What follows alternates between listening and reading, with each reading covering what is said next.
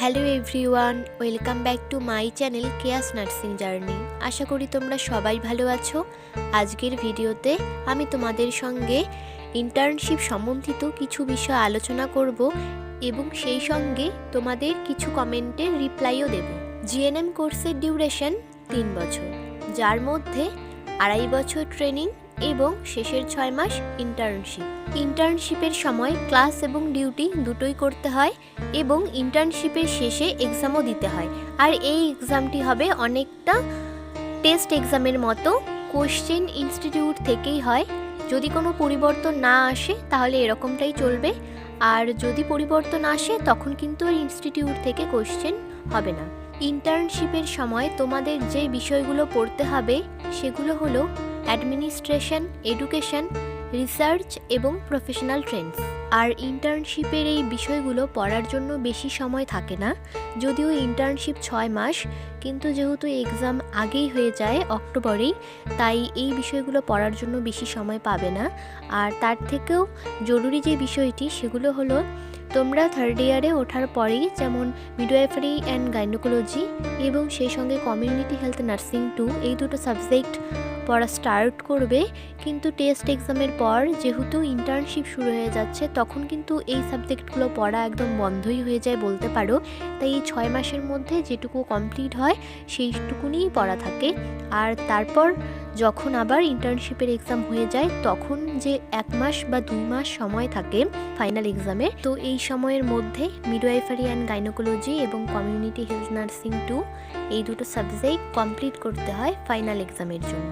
Internship শুরু হয়ে যাওয়ার সঙ্গে সঙ্গে তোমরা ইন্টার্নির ব্যাচ পেয়ে যাবে এবং যেরকমটা আমি আগের ভিডিওতে বলেছিলাম যে ইন্টার্নশিপের সময় তোমরা মান্থলি 4,000 টাকা করে পাবে। জিএনএম 3rd ইয়ারের ফাইনাল এক্সাম যদি ইন্টার্নশিপের ডিউটি কমপ্লিট হওয়ার আগেই হয়ে যায়, এক্সাম হওয়ার পরেও কিন্তু তাহলে ইন্টার্নশিপের ডিউটি করতে হবে।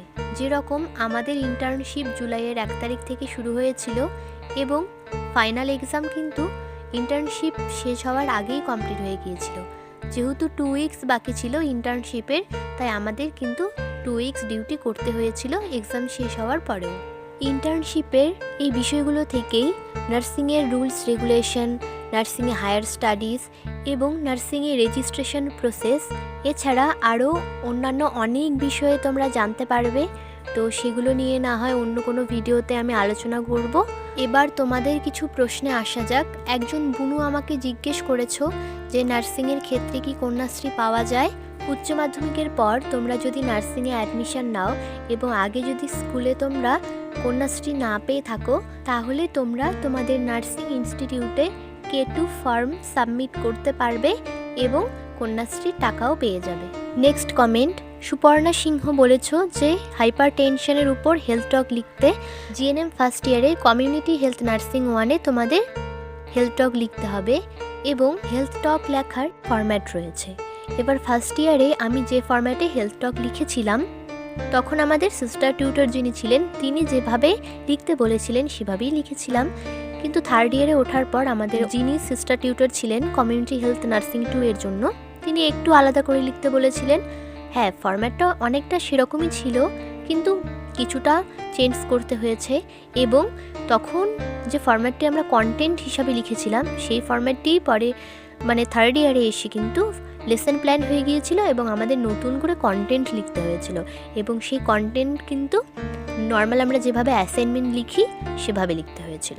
তাই আমি যে ফরম্যাটটি শেয়ার করব সেরকম ফরম্যাট কিন্তু তোমাদের ইনস্টিটিউটে নাও হতে পারে, একটু আলাদা হবেই। আমি 3rd ইয়ারের হেলথ টকের কন্টেন্ট এবং লেসন প্ল্যান যেভাবে লিখেছিলাম সেভাবেই তোমাদেরকে বোঝানোর চেষ্টা করব। আজকের ভিডিওতে সেই বিষয়টি হচ্ছে না, তো নেক্সট ভিডিওতে আমি হেলথ টকের কন্টেন্ট এবং লেসন প্ল্যান নিয়ে একটু আলোচনা করব। আজকের ভিডিও এখানেই শেষ করছি। ভিডিওটি ভালো লাগলে লাইক করবে, শেয়ার করবে, চ্যানেলে নতুন হয়ে থাকলে চ্যানেলটিকে সাবস্ক্রাইব করে রাখবে। আর নার্সিং ট্রেনিং রিলেটেড অথবা ANM GNM entrance exam related কোনো কোয়ারি থাকলে অবশ্যই কমেন্ট করে জানাবে। ভিডিওটি শেষ পর্যন্ত দেখার জন্য অনেক ধন্যবাদ।